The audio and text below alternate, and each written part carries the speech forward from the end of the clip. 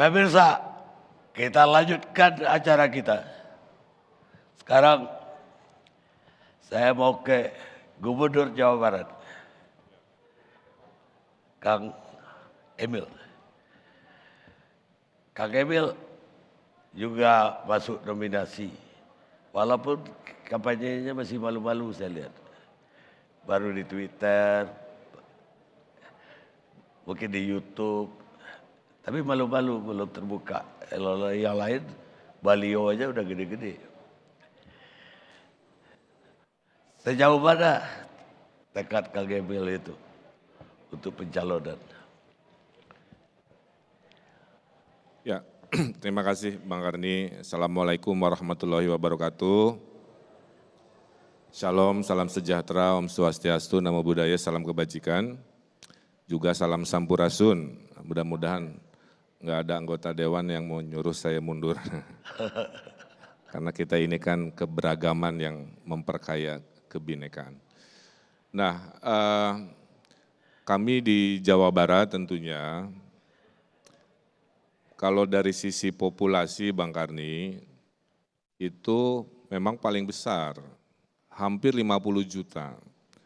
Jadi 50 juta ini ada plus minusnya. Pada saat ekonominya kuat, mestinya luar biasa. Makanya investasinya selalu nomor satu, ekspor juga selalu nomor satu. Tapi kalau lagi ada krisis, kami juga yang paling rawan, karena harus menyelamatkan nyawa dari COVID hampir 50 juta orang, kira-kira begitu. Juga pas bansos, kira-kira itu yang tadinya ngasih hanya 20-an%, kelompok tangan di bawah naik ke 73%. Nah, sehingga di saat krisis itu justru para pemimpin ini diuji, kira-kira begitu. Bisakah menyelesaikan, mengurangi beban dengan segala rupa. Nah, masyarakat itu Bang Karni, kalau berterima kasih itu macam-macam. Ada yang bikin puisi, bikin musik ke saya gitu kan, bikin surat cinta, mendoakan, termasuk juga suka ngasih bonus elektoral kira-kira begitu. Jadi kesimpulannya kalau kita kerja baik, sebenarnya itu akan mengikuti di era hari ini di mana tren yang sifatnya semu akan hilang, tren orang kerja nyata akan terlihat. Karena tidak ada orang Indonesia yang tidak pegang HP sekarang. Dia akan mencari jejak digital, jejak kerjanya, dan lain sebagainya. Nah jadi dalam politik menurut saya, kita ini politik bekerja karena per hari ini takdir Tuhan kepada saya adalah memimpin Jawa Barat 50 juta orang.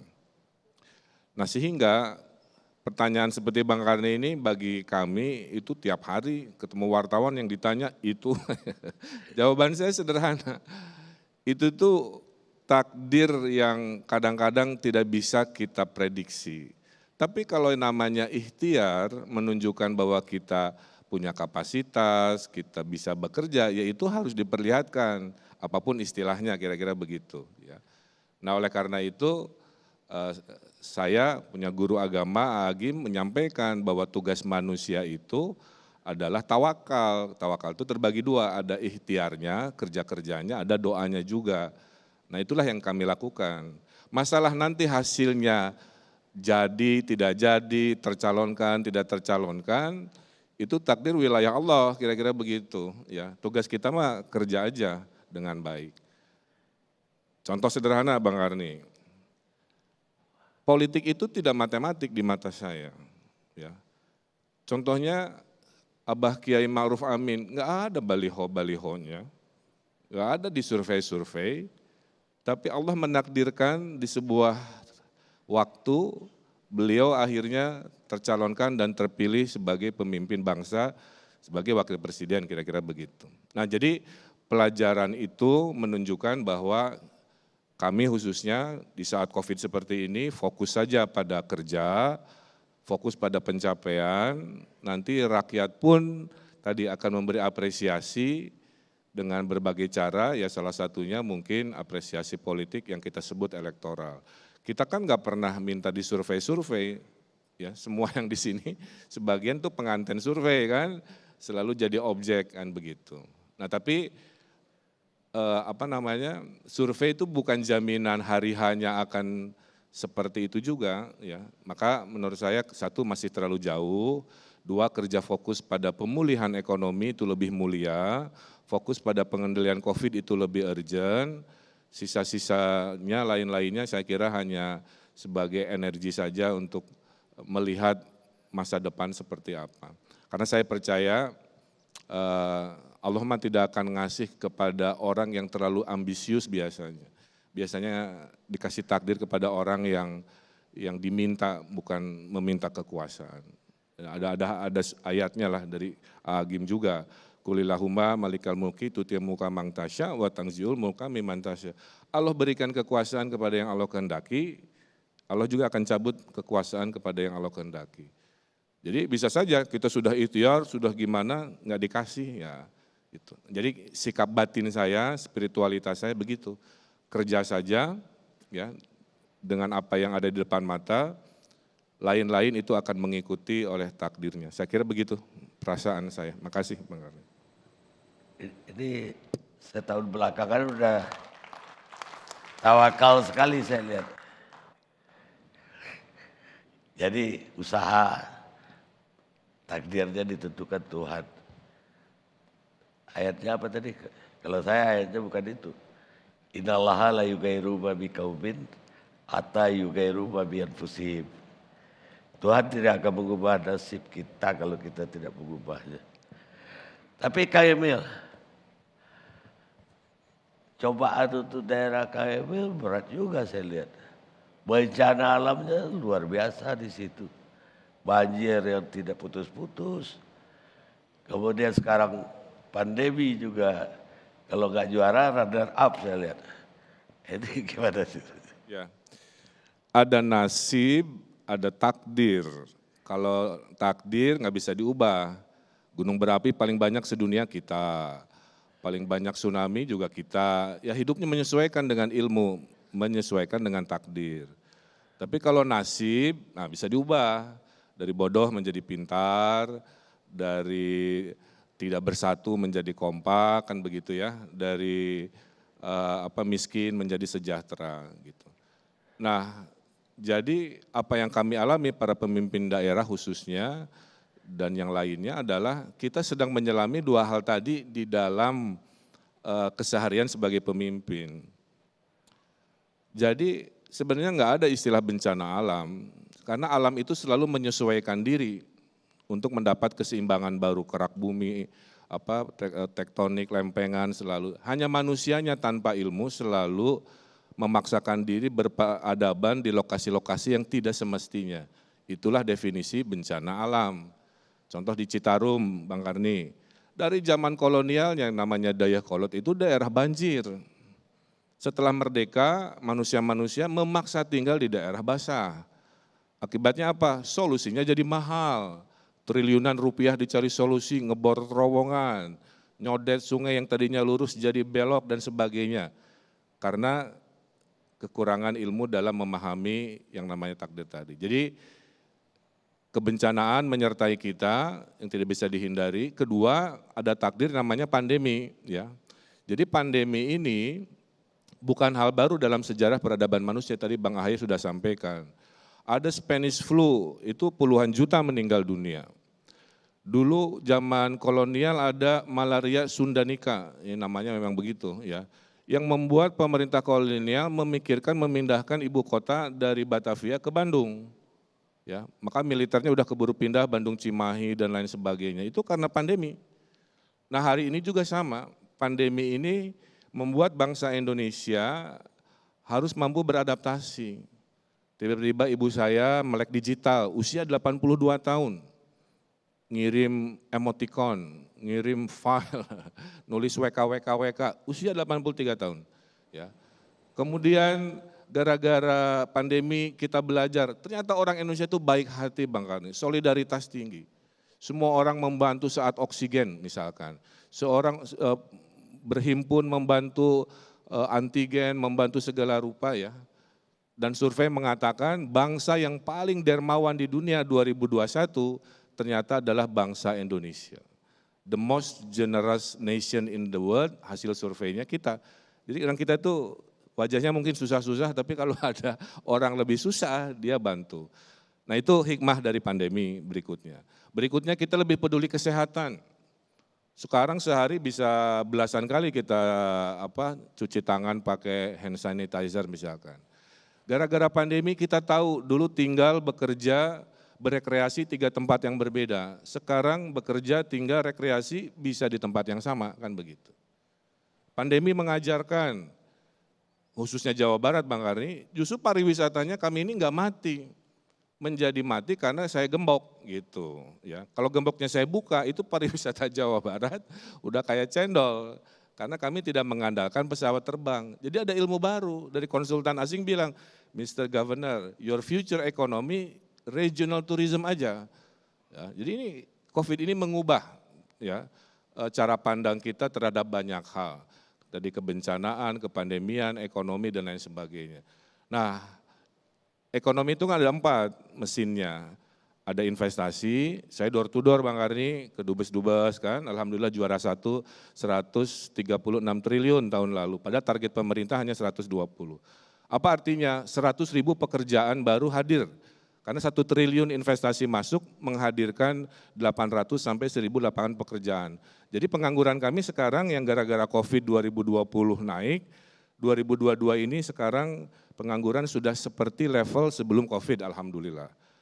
Ekspor kita perbaiki, punya pelabuhan Patimban, bisa ngekspor mobil langsung.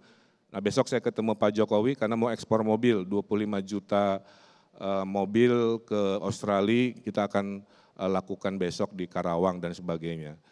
Nah kemudian, yang paling berat selama COVID, hikmahnya adalah daya beli masyarakat.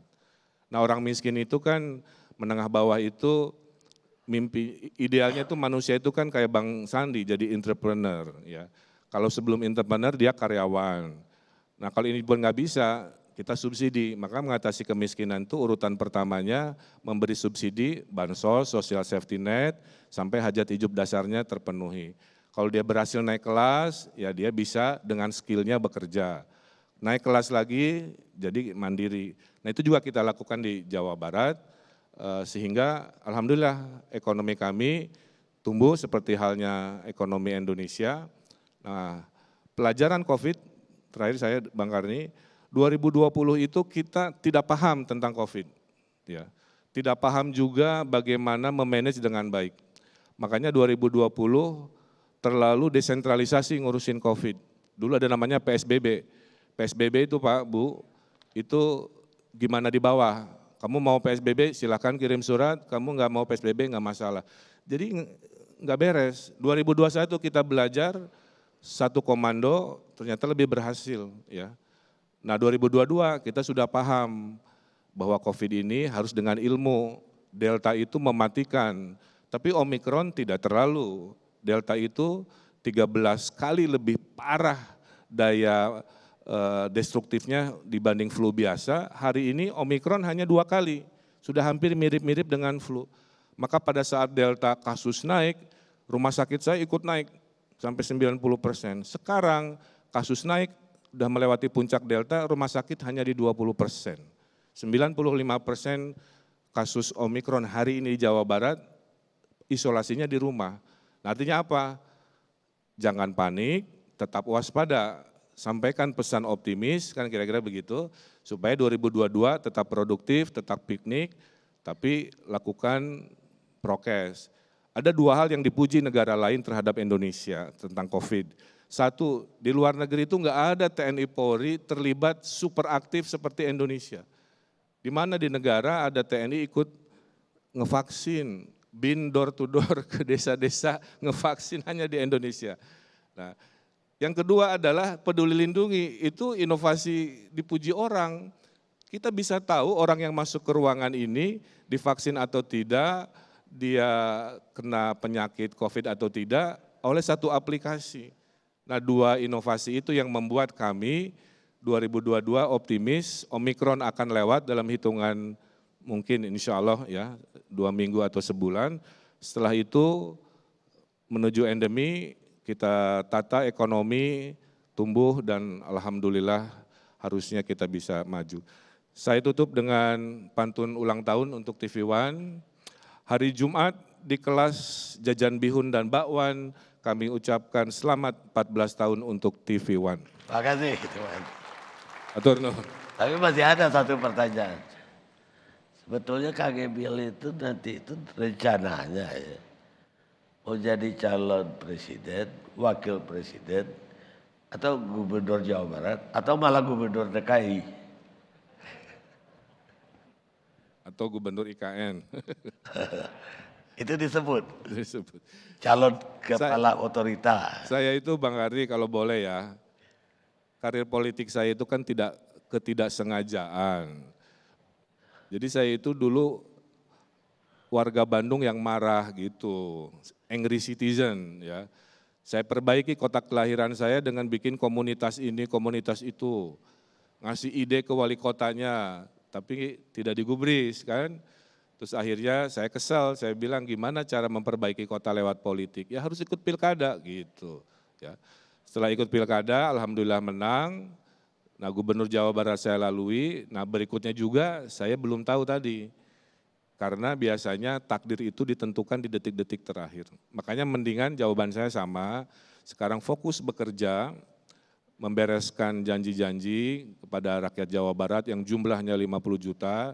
Kalau nanti banyak prestasi berhasil, hukum alam akan mengatakan rakyat juga akan mengapresiasi dengan elektoral, sehingga pilihan-pilihan, kalau elektoral bagus kan itu pintunya banyak. Bisa lanjut periode 2, bisa kemana, bisa macam-macam lah.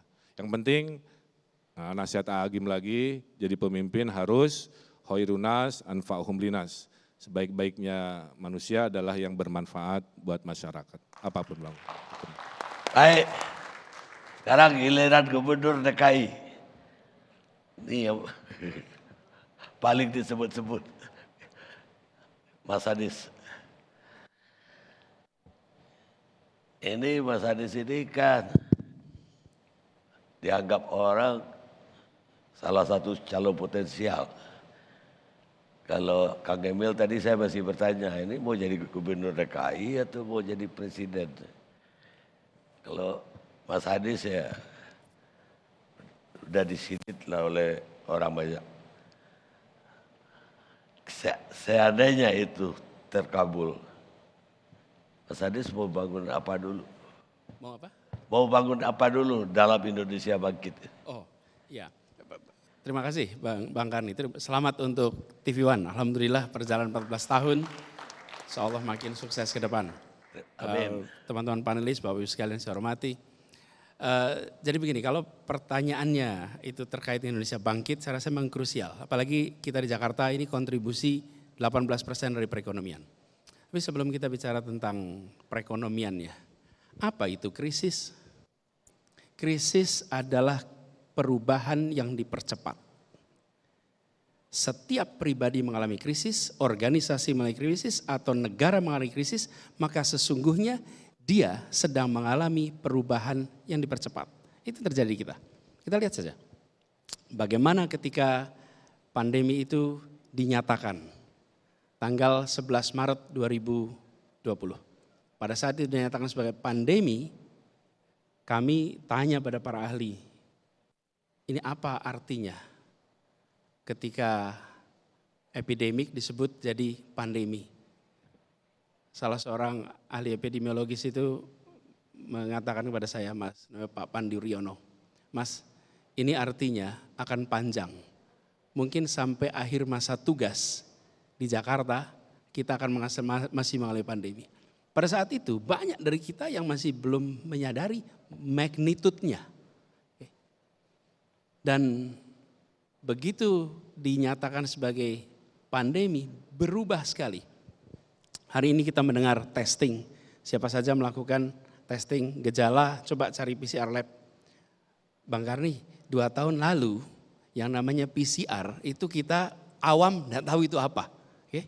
Alat yang kita miliki di Jakarta, kemampuan melakukan testing per hari maksimal 150 sampel per hari. Muncullah krisis ini, pak, begitu muncul krisis langsung kita harus mengubah. Dulu alat ini dipakai untuk riset, Karena itu kapasitasnya kecil, sampel-sampel untuk riset. Mendadak dipakai alat diagnosa. Diagnosa untuk ukuran penyakit yang kolosal. Berubah cara kita mengelola. Langsung dilakukan penyesuaian-penyesuaian. Dan ketika perubahan itu dilakukan yang sangat cepat, yang menjalani belum tentu merasakan atau memiliki kesadaran bahwa dia atau kita sedang menjalani perubahan yang dipercepat. Cuci tangan, higienitas, kita tahu tulisannya. Tapi begitu ada pandemi, kebiasaan cuci tangan muncul. Hand sanitizer di mana-mana. Mendadak yang namanya bersih itu menjadi sesuatu yang harus dikerjakan. Bukan sekedar disadari. Jadi kita harus memanfaatkan yang disebut sebagai krisis ini untuk melakukan perubahan-perubahan yang dipercepat di berbagai aspek. Di sini masuk persoalannya. Perekonomian kita turun.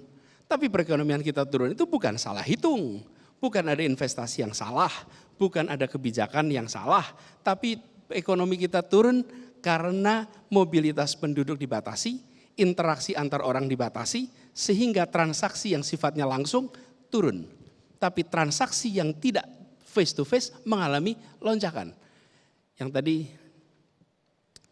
Bro Sandi sebutkan kurvanya K. Ada yang naik, ada yang turun. Yang harus berinteraksi langsung drop.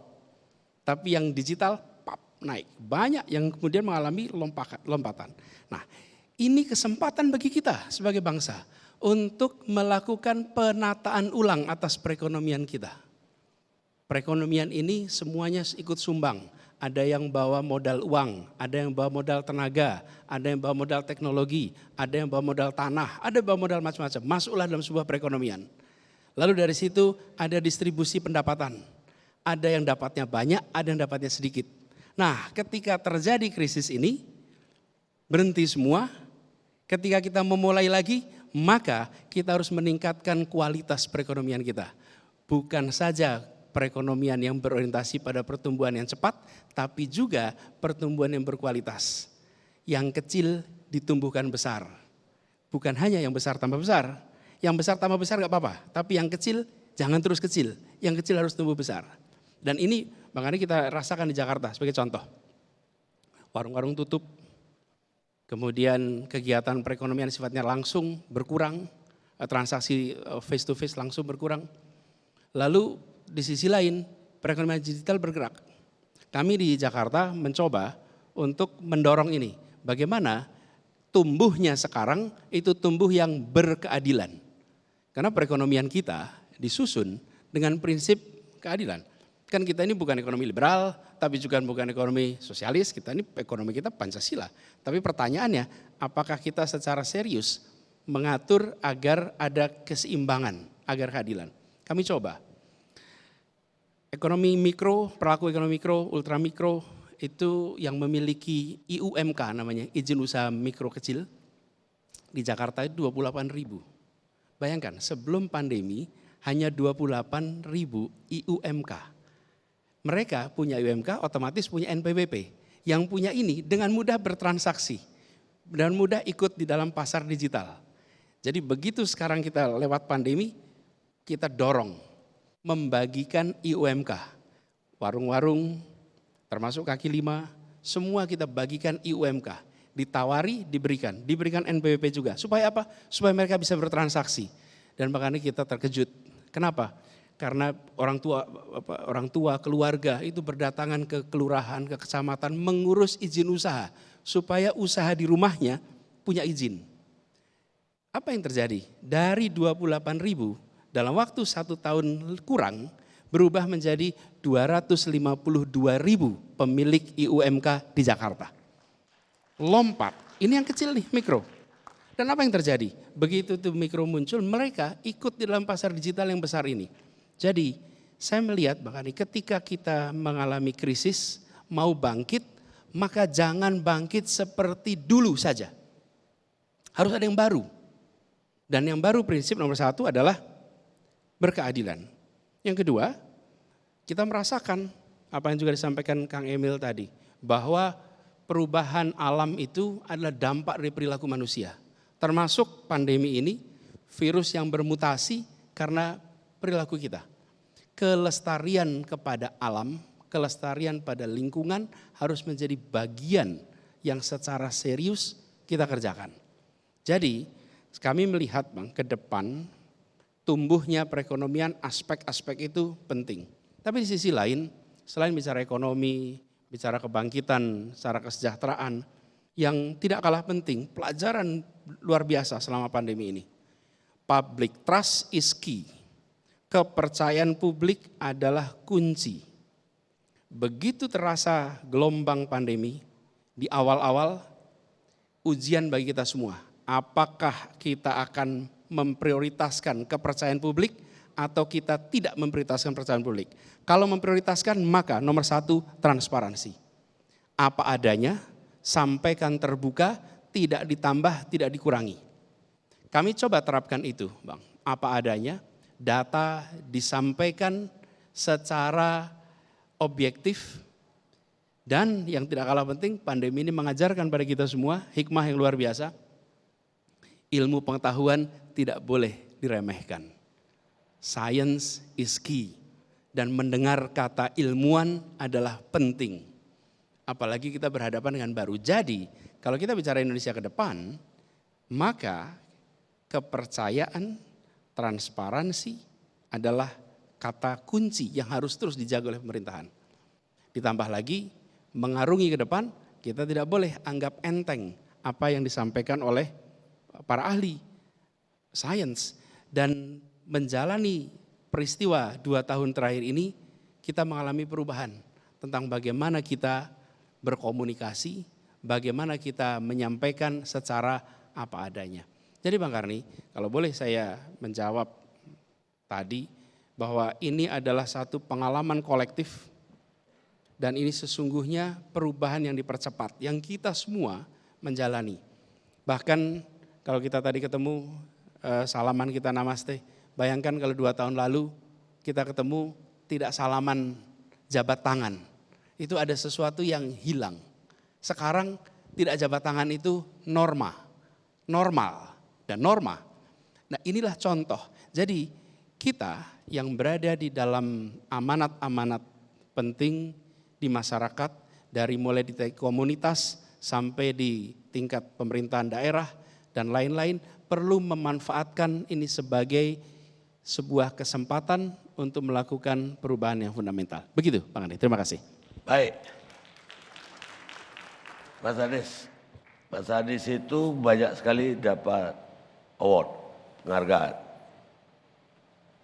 Dari integrasi, transportasi, angkutan umum di Jakarta, sampai terakhir aplikasi Jaki pun nomor 1 di Asia. Mengalahkan Singapura segala. Tapi kritik juga bertubi-tubi.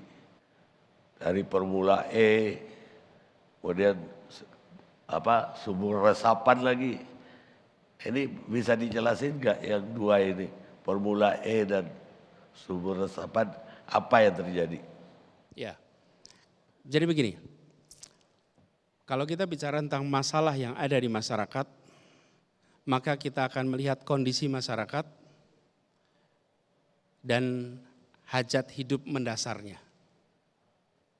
Bang Kani kalau tanya pada keluarga-keluarga di Jakarta, apa persoalan paling dasar, mereka akan menjawab biaya hidup yang tak terjangkau. Yang kedua, lapangan pekerjaan.